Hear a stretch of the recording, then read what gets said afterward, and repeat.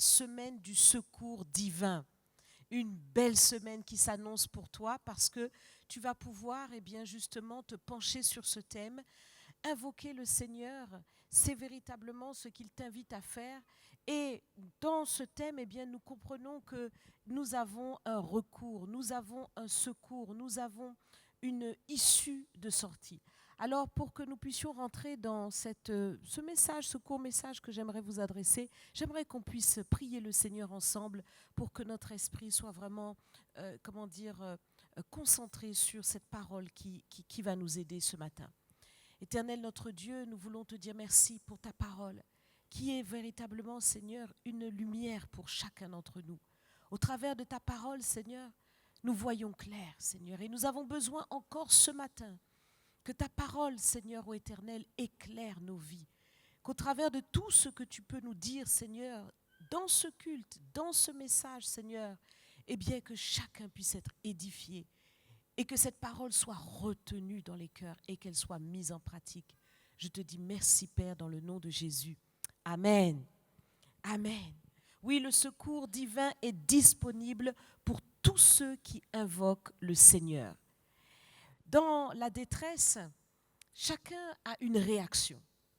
Quand nous traversons des moments difficiles, la première attitude, c'est premièrement peut-être une peur qui te saisit parce que quelque chose se passe, ou une inquiétude qui vient, ou un abattement, un découragement.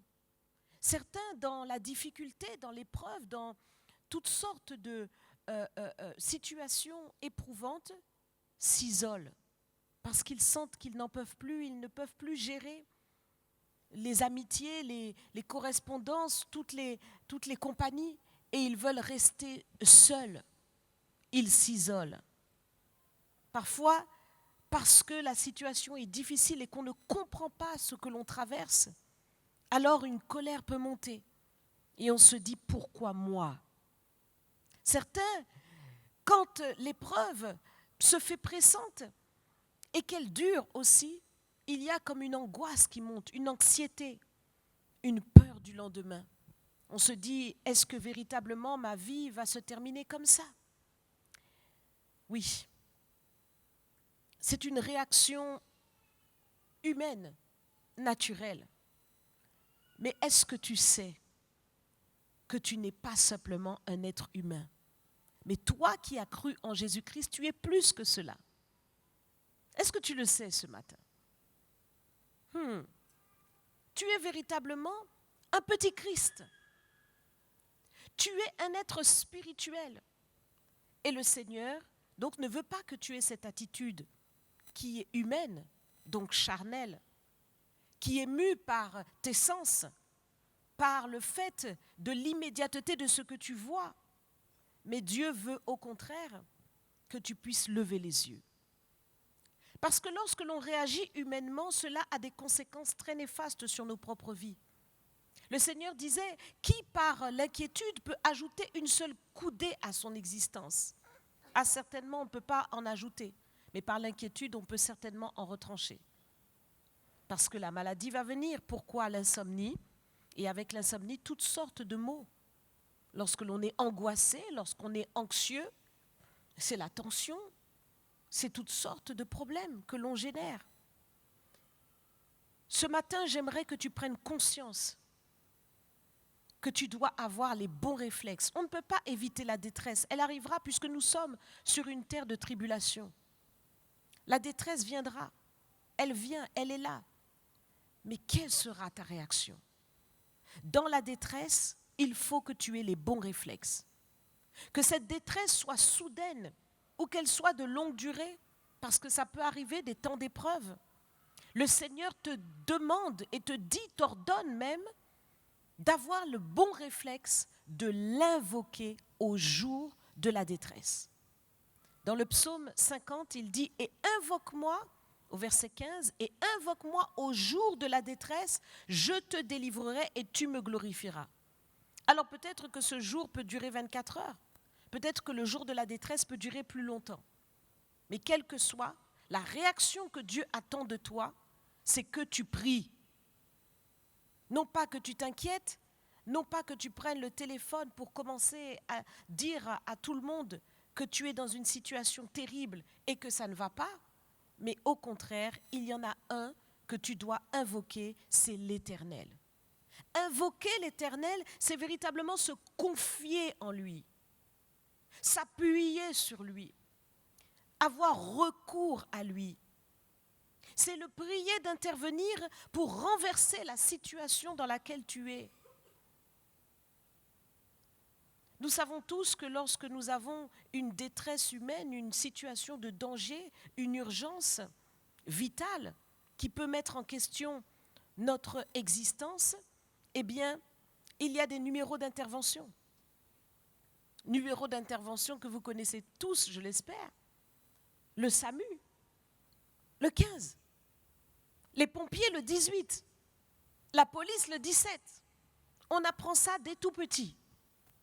On nous apprend cela pour qu'on puisse réagir correctement en cas de situation difficile. Eh bien, c'est exactement ce qu'il faut faire quand une situation se présente. Il faut appeler les urgences. Et quand on appelle les urgences, en 3 minutes, ils arrivent. En tout cas, lorsque l'on n'est pas très loin. Je me souviens d'une situation d'urgence que j'avais traversée il y a très longtemps lorsque j'étais jeune. Et j'étais en train de m'évanouir dans mon appartement, j'étais toute seule. Et je ne voyais même plus l'écran. Alors vous savez, à l'époque, ce n'était pas du tout les téléphones comme aujourd'hui. Et oui, ce n'était pas du tout le téléphone portable comme aujourd'hui. Et je ne voyais plus l'écran de mon téléphone. Mais par le souvenir des touches, des lettres, des touches de l'écran, j'ai composé le numéro du 18 pour appeler donc les pompiers, et en 3 minutes, ils étaient là. À peine j'avais décroché, que j'explique ma situation, que je ne vois plus l'écran et que je suis en train de m'évanouir, que je suis toute seule chez moi et que j'habite à tel endroit. Et au moment même donc où je le dis, quelques minutes, en 3 minutes, je vous dis, ils étaient là. Je les entends en train de monter, boum, boum, boum, boum, boum, boum. Ils montent l'escalier et ils arrivent. Juste le temps avant que je puisse m'évanouir. Ils ont prodigué les soins et je suis là parce que les urgences sont intervenues. Qu'est-ce que cela doit nous faire comprendre ou réaliser lorsque nous faisons la correspondance avec le monde spirituel? Nous l'avons dit, nous sommes dans le royaume de Dieu. Et lorsque nous invoquons le Seigneur, eh bien pareil. De la même manière que nous avons la foi que lorsque nous appelons le 18 va venir. Si nous leur disons qu'il y a le feu, le 18 va venir. Eh bien, effectivement, lorsque nous appelons le Seigneur intervient. Il intervient pour toi. Il te dit, invoque-moi au jour de la détresse. Je te délivrerai et tu me glorifieras. Donc, le Seigneur veut déjà que tu sois convaincu de cela, qu'il y a un recours. Et cette confiance que tu dois avoir dans le fait que lorsque tu composes le numéro du 18 ou du 17 ou du 15, tu sais qu'il y aura quelqu'un au bout qui va entendre ta situation et qui va réagir par rapport à cela. Il faut que tu saches et que tu aies cette confiance que lorsque tu invoques le Seigneur, Dieu aussi prend des décisions en ta faveur en fonction de ce que tu lui demandes et de la situation que tu lui exposes. Ne dis pas, oh Dieu, c'est toute chose. Il te dit, invoque-moi. Il faut que tu fasses confiance à Dieu. Et le fait de l'invoquer doit susciter en toi une paix. Effectivement, lorsque nous appelons le secours, lorsque nous avons appelé les secours, on se dit, bon, ça va aller, les secours arrivent. Sache que aussi, dans ta situation, dans ce que tu traverses, ça va aller. Le secours de l'Éternel arrive. Le Tout-Puissant. C'est le Tout-Puissant qui intervient en ta faveur. Ce n'est pas n'importe qui. Il est capable de gérer n'importe quelle situation. Que ce soit pour une situation physique, dans la santé, si tu traverses la maladie, que ce soit dans les finances, lorsqu'on a des difficultés financières et que là, il faut vraiment que quelque chose se passe, que ce soit dans le domaine du travail, que ce soit dans une situation familiale, que ce soit dans une situation de danger, où tu n'as même peut-être que le temps de crier Jésus. sache que le secours divin arrive vers toi. Le secours de l'Éternel qui est plus puissant que tout. Dans Ésaïe chapitre 41 verset 10, le Seigneur dit « Ne crains rien, car je suis avec toi. Ne promène pas des regards inquiets, car je suis ton Dieu. Je te fortifie, je viens à ton secours. Je te soutiens de ma droite triomphante. » Vous savez pourquoi le Seigneur prend le temps de dire cela dans sa parole? C'est parce que premièrement, il veut que tu sois relevé au-dedans de toi. La situation est ce qu'elle est. La situation est difficile. Mais au-dedans de toi, il faut qu'il y ait une force. Au-dedans de toi, il faut que tu domines déjà la situation par le fait de savoir que tout ira bien. Par le fait de savoir que la fin de cette situation est déjà gérée par celui qui est l'auteur du secours, le secours lui-même. Il veut te fortifier. Il te dit, je te soutiens par ma droite triomphante. Voici, ils seront confondus, ils seront couverts de honte. Tous ceux qui sont irrités contre toi, ils seront réduits à rien. Ils périront ceux qui disputent contre toi. Parfois, tu traverses des détresses et des situations. Tu n'as pas la connaissance de l'origine. Tu ne sais pas en fait qu'il y a des ennemis qui se sont levés contre toi pour bloquer certaines situations, certains domaines de ton existence.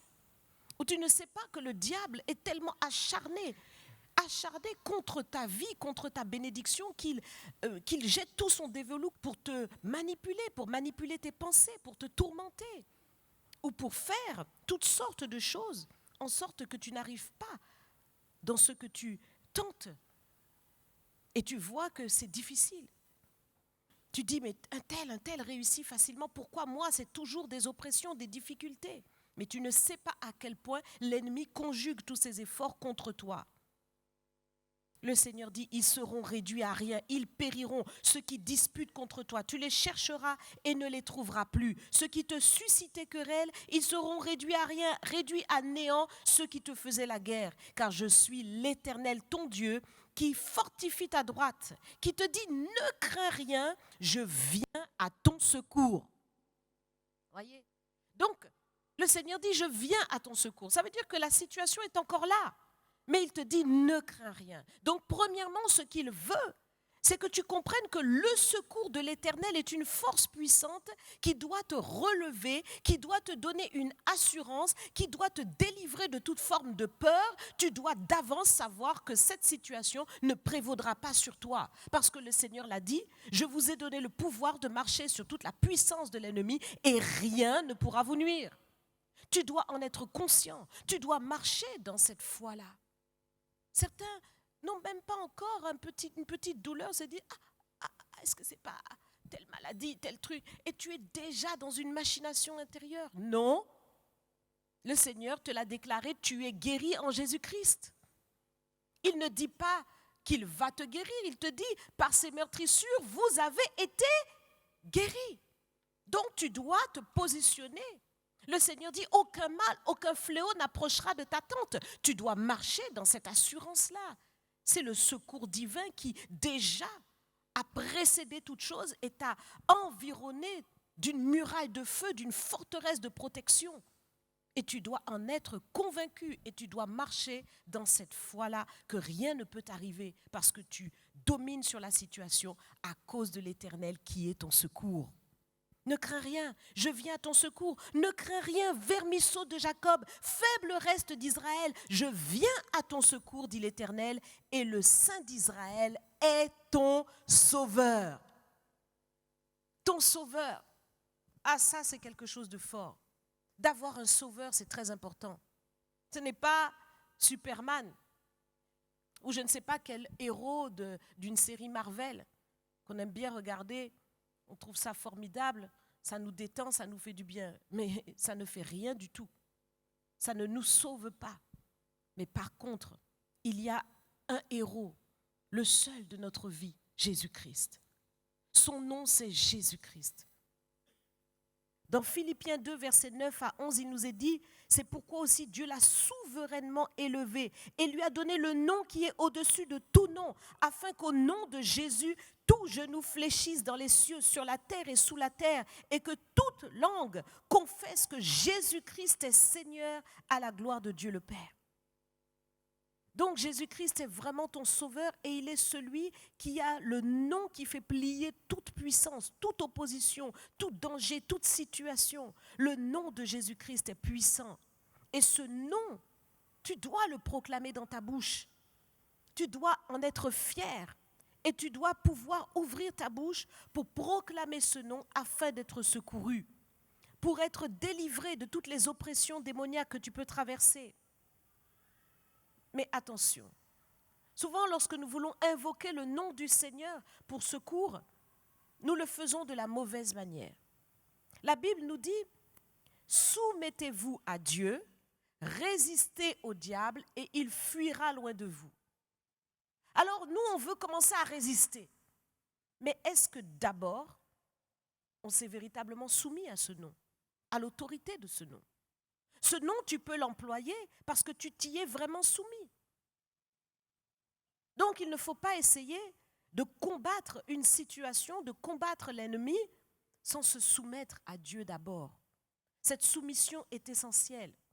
Et je le rappelle, certains pensent qu'ils ont toute leur vie, tout le temps, et ils se disent, bon, je me baptiserai un jour. Si tu n'es pas encore passé par les eaux du baptême, que tu continues comme ça à repousser cette échéance, sache que tu n'es pas dans la soumission à Dieu. Parce que la soumission à Dieu signifie véritablement faire ce qu'il dit dans sa parole. Il dit, celui qui croira et qui sera baptisé sera sauvé. Tu veux le secours de Dieu, passe par les eaux du baptême. C'est la première étape pour le salut, pour être sauvé, pour être secouru. Et puis, le Seigneur le dit aussi, qu'il nous a appelés à la sanctification. Donc nous devons avoir une marche et une démarche de sanctification. Ce n'est pas quand nous venons simplement à l'église, mais dans notre vie tout entière, nous devons avoir une attitude de sanctification devant Dieu dans le secret. Cela suppose qu'on se met à part de certaines choses. On ne peut pas mélanger dans notre vie des choses qui ne glorifient pas le Seigneur et vouloir invoquer son nom. Non, la Bible dit que quiconque veut invoquer le nom du Seigneur, qu'il s'écarte du péché. Donc, cela signifie pour nous véritablement la sanctification, cette mise à part. Elle doit être concrète et réelle, Dieu doit la voir, afin que nous soyons autorisés d'utiliser le nom de Jésus. Et puis, pendant que nous marchons, nous devons en tout temps tout faire pour que la connaissance nous fortifie. Parce qu'au début, on est comme des bébés spirituels. Mais on ne peut pas rester tout le temps bébé spirituel. Nous devons grandir spirituellement. Et certains, 10 ans, 15 ans, 20 ans, 30 ans, ils connaissent le Seigneur, mais on ne voit pas la progression spirituelle dans leur vie. On ne voit pas la vie de prière qui s'intensifie. On ne voit pas la connaissance de la Bible qui s'intensifie. On ne voit pas la connaissance du Seigneur qui s'intensifie. On voit au contraire du laisser-aller. On voit au contraire des rétrogradations. Non, ce n'est pas bon. Ce n'est pas bon parce que tu n'assures pas ainsi ton salut. Ta vie en Jésus-Christ doit être assurée. La Bible dit, vous connaîtrez la vérité. La vérité, c'est qui? C'est le Seigneur. Vous le connaîtrez, vous aurez une relation intime avec lui, vous marcherez avec lui, vous connaîtrez la vérité et la vérité vous affranchira. Nous voulons pleinement bénéficier du secours de Dieu, mais cela suppose aussi que notre connaissance augmente. Et cette connaissance, ce n'est pas une connaissance intellectuelle, c'est une connaissance de la pratique du cœur. C'est une connaissance qui démontre par nos actes que nous avons compris. Le Sauveur n'est pas là pour agir en surface. Ton Sauveur à toi, comme je l'ai dit, ce n'est pas un héros de Marvel. C'est véritablement le Tout-Puissant, le Créateur du ciel et de la terre qui connaît les profondeurs de ton âme et qui sait te délivrer jusqu'en profondeur. Il est capable de te sauver même de toi-même et de tes mauvais choix. Ah, parfois nous faisons des mauvais choix et certaines situations n'aboutissent pas. Et on se dit, c'est encore un coup de l'ennemi. Mais non, parfois c'est ton Sauveur qui te délivre de ce que tu ignores. Ça peut être une relation qui a capoté. Tu espérais peut-être dans ces choses pour entrer dans une nouvelle vie. Ou un contrat qui n'a pas abouti. Ou un programme que le Seigneur a totalement annulé dans ton calendrier. Et pour toi, c'était si important, tu pleures. Mais tu n'as pas compris que le Sauveur s'en est lui-même occupé. Il a bloqué certaines choses pour te garder du malin, pour te garder du danger, pour te garder de grandes souffrances, pour te préserver de graves préjudices. Et donc c'est important d'accepter que le Sauveur continue de te sauver tous les jours de ta vie. Tu es déjà sauvé, mais sache que tu as toujours besoin du Sauveur. Tu dois véritablement t'appuyer sur lui. Et tu dois, en l'invoquant, t'attendre à son intervention. Lorsque tu es là dans la situation que tu traverses, il faut t'attendre à cela. Et parfois, nous avons une réaction qui n'est pas la bonne. Nous ne nous attendons pas à l'intervention du Seigneur. Et véritablement, j'aimerais en quelques mots vous résumer cette situation qui est arrivée lorsque Pierre a été arrêté. Pierre s'est retrouvé donc arrêté dans une situation d'urgence. Toute l'Église a invoqué le nom du Seigneur pour Pierre. Toute l'Église. Ils ont invoqué le nom du Seigneur. Ils ont supplié, Éternel, délivre Pierre. Éternel, délivre Pierre. Éternel, délivre Pierre. Ils ont crié, crié, crié, crié, crié, crié encore. Sans relâche, la Bible nous dit. Sans relâche, ils ont invoqué le Seigneur. Et puis, effectivement, l'ange est venu délivrer Pierre. Pierre lui-même pensait qu'il était dans un rêve. Mais c'était véritablement l'ange du Seigneur qui l'a délivré de cette prison. L'intervention miraculeuse de Dieu l'a fait franchir toutes les portes. Et il est sorti de cette prison. Ce n'est pas un conte, c'est véritablement la parole de Dieu. C'est une expérience qui a marqué la vie de Pierre. Et Pierre se présente donc en se disant, je vais aller dans la maison de Marie, comme ça je sais que là où se trouvent tous les disciples, je vais aller là-bas. Et eux, ils étaient en train de continuer de prier, de prier, de prier. Et puis cette servante Rhoda donc va à la porte parce qu'elle entend que quelqu'un frappe. Et pendant que Pierre est en train de dire, mais ouvre-moi, c'est moi, elle oublie même d'ouvrir à Pierre et elle court vers les autres pour dire, mais Pierre est là, Pierre est là. Et les autres, alors qu'ils sont en train de prier pour demander que Pierre soit délivré, les autres disent, mais tu es folle. Mais tu es folle, Pierre est à la prison. Pierre est en prison. Qu'est-ce que tu racontes? Mais je vous dis qu'il est là. Et c'est exactement comme cela que beaucoup font dans leur prière. Tu pries, tu pries, tu pries, tu pries, tu pries. Mais n'oublie pas ce que le Seigneur a dit. Tout ce que vous demandez en priant, croyez que vous l'avez reçu et vous le verrez s'accomplir. Tu dois prier, certes, mais tu dois rentrer maintenant dans le fait de recevoir ce secours, de recevoir cette intervention de Dieu. Tu dois être assuré de ta prière parce que le Seigneur agit. Et n'oublie pas que c'est là que s'accomplissent les choses. Il faut que tu reçoives. Tu pries, tu pries, tu pries, tu pries, tu pries. Mais il faut que tu crois que Dieu de l'autre côté, spirituellement parlant, dans le monde spirituel que tes yeux ne voient pas, il faut que tu saches que c'est fait. Il faut que tu en sois convaincu.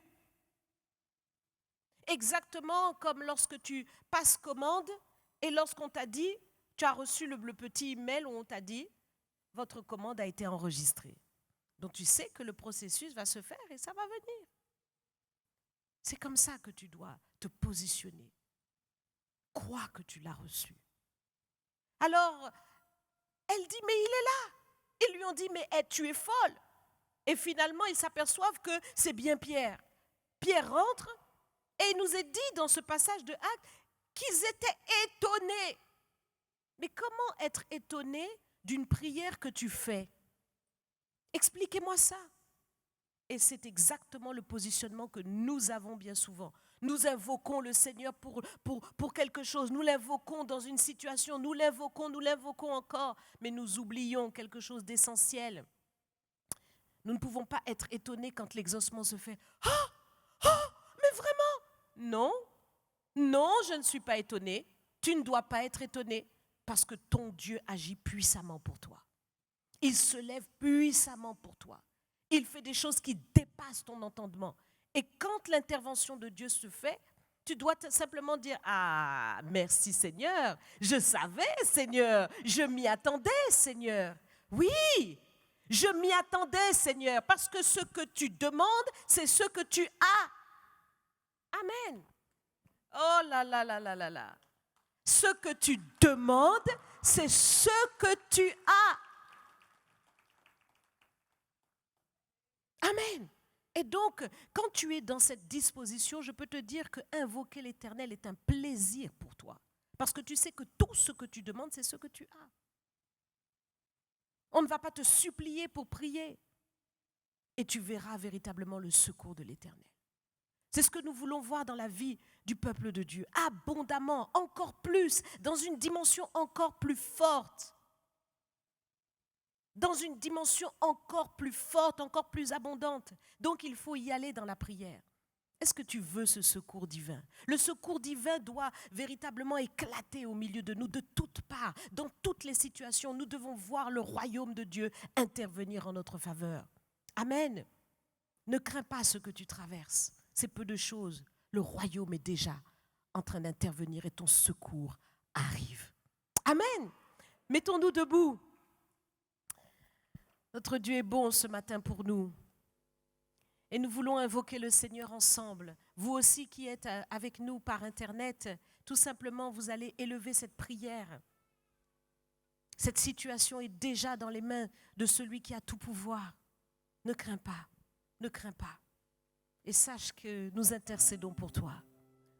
Alors, je vais te demander de répéter ces quelques paroles après moi. Seigneur Jésus, je réalise que ton secours est disponible pour moi. Et je veux devenir cet homme, cette femme qui invoque l'Éternel. Je réalise, Seigneur, que ton pouvoir est vraiment à disposition pour renverser toute situation dans ma vie. Et je n'ai rien à craindre. Je ne crains pas les mauvaises nouvelles. Je ne crains pas les diagnostics humains. Je ne crains pas ce que mes yeux voient, ce que mon porte-monnaie me dit, ce que la banque me dit. Mais je crains l'Éternel, qui a tout pouvoir dans le ciel, sur la terre et sous la terre. Et j'accepte aujourd'hui de me positionner comme un homme, une femme de foi pour ton secours. Tu es capable de me sauver de ce problème-là que tu connais. Tu me délivres en profondeur de tout ce que mes ennemis avaient fomenté contre moi. Seigneur, tu es celui qui me délivre de toutes les oppressions démoniaques. Et désormais, Seigneur, je n'ai rien à craindre, car j'ai un sauveur. Je fais appel à toi, et certainement ton secours arrive. C'est pourquoi je relève la tête. Je ne crains rien, mon cœur est dans la paix. Mon âme est comme un enfant sevré dans les bras de sa mère. Seigneur, je m'attends à toi. Je te dis merci pour ton secours. Et j'invoque ton nom pour que tu secours tous ceux qui me sont proches. Seigneur, révèle-toi dans leur vie. et accompli au-delà de tout ce que je peux penser ou demander. Je te dis merci Seigneur, dans le nom de Jésus. Et dis avec moi un beau Amen au Seigneur. Amen, Amen, Amen.